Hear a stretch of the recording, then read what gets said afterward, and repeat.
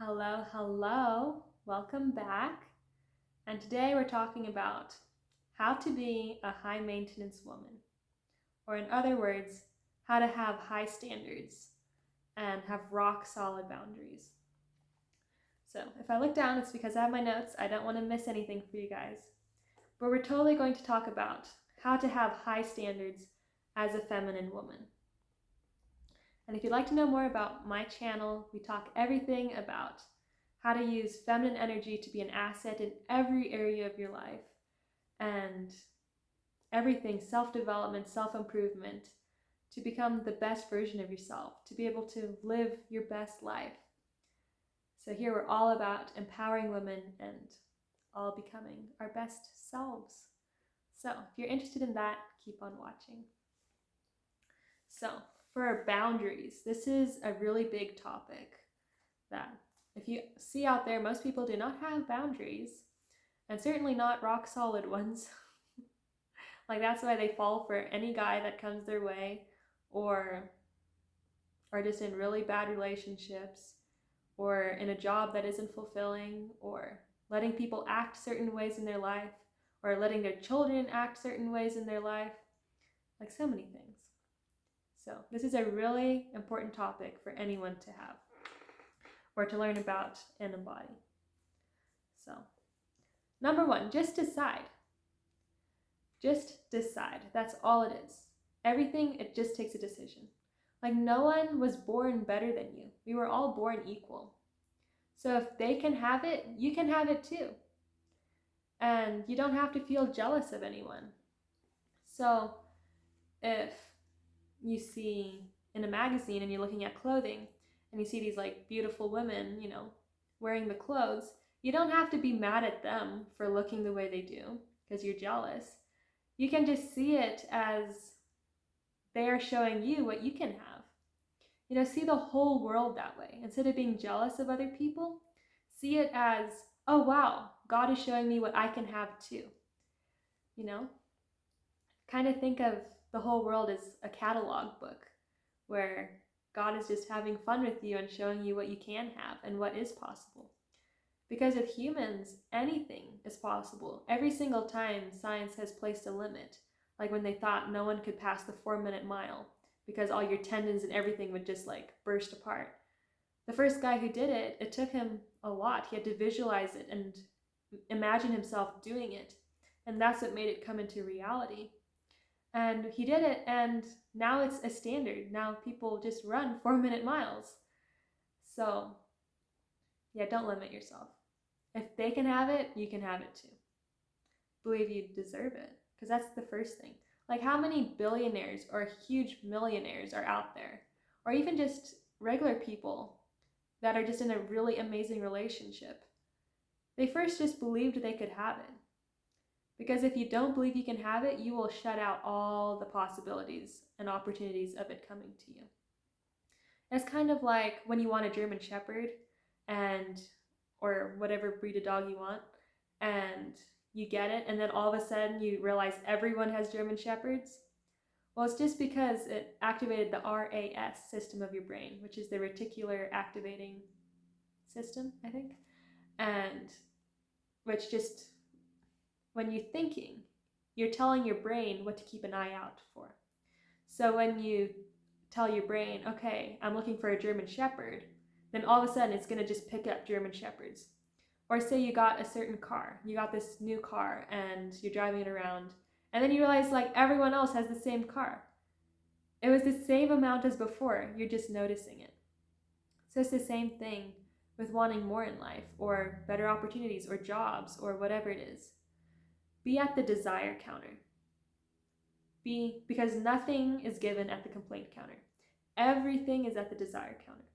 So like just be in your really grateful energy and open energy, and list out like what you do want, and then keep an eye out for that instead of being like all the things I don't want, because then all of those things will keep coming to you.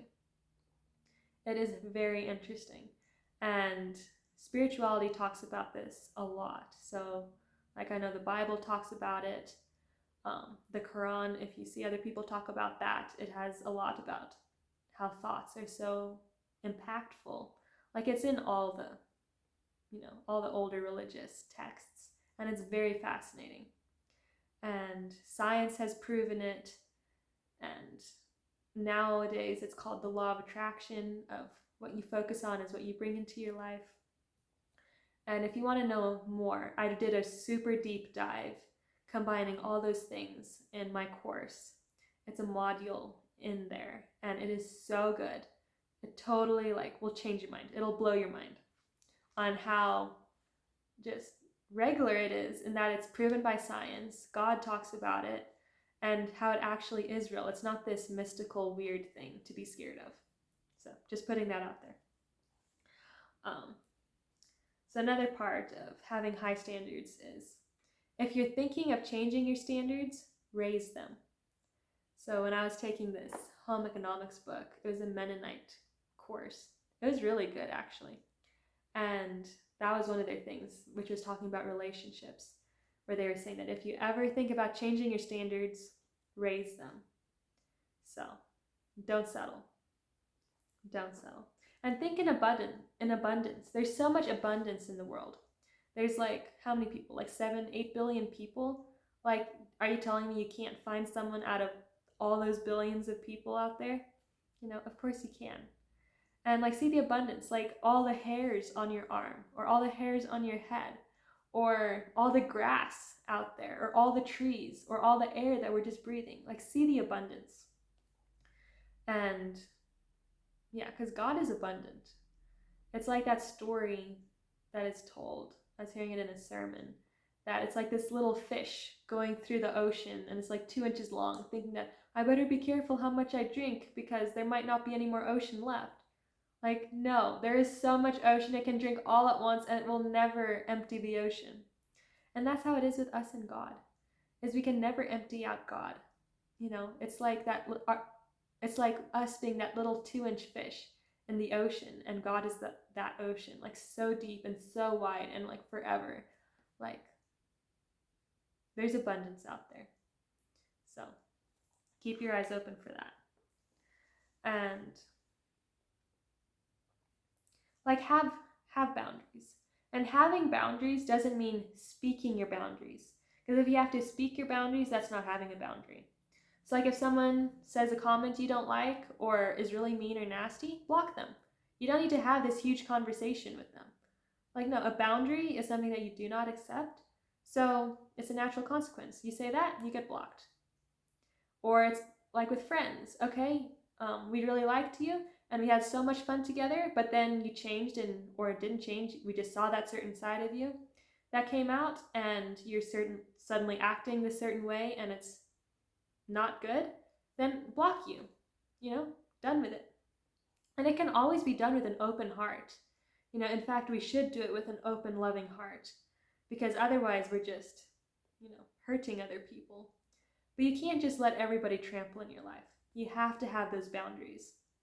So just stop seeing the friend. Or if someone keeps calling you that just vents and takes up 4 hours of your day and never changes, stop answering their phone call. And when they ask, just be like, oh, I didn't hear your phone. I didn't hear it ring. It wasn't working. My phone's been acting up lately. Do something like that. Or if there's all these people that are always dropping their kids off at your door, just stop opening the door. Pretend you're not home. And then when they're like, oh, well, I dropped by and I was going to drop my kids off with you to take care of them for the day. Where were you? And you're like, well, did you call? I wasn't home, I guess. Start being like that. Be unbothered. People can fend for themselves. They don't need to have you to be their mother, okay? You don't have to be everyone's mother.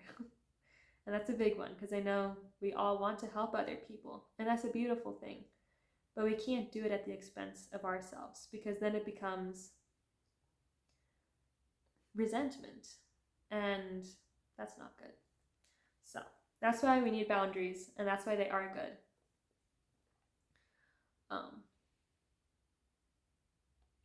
So have boundaries, and that doesn't mean saying your boundaries, because if you have your boundaries rock solid energetically, then people won't even try. And if they do, they're out. I mean, you have legs, walk away.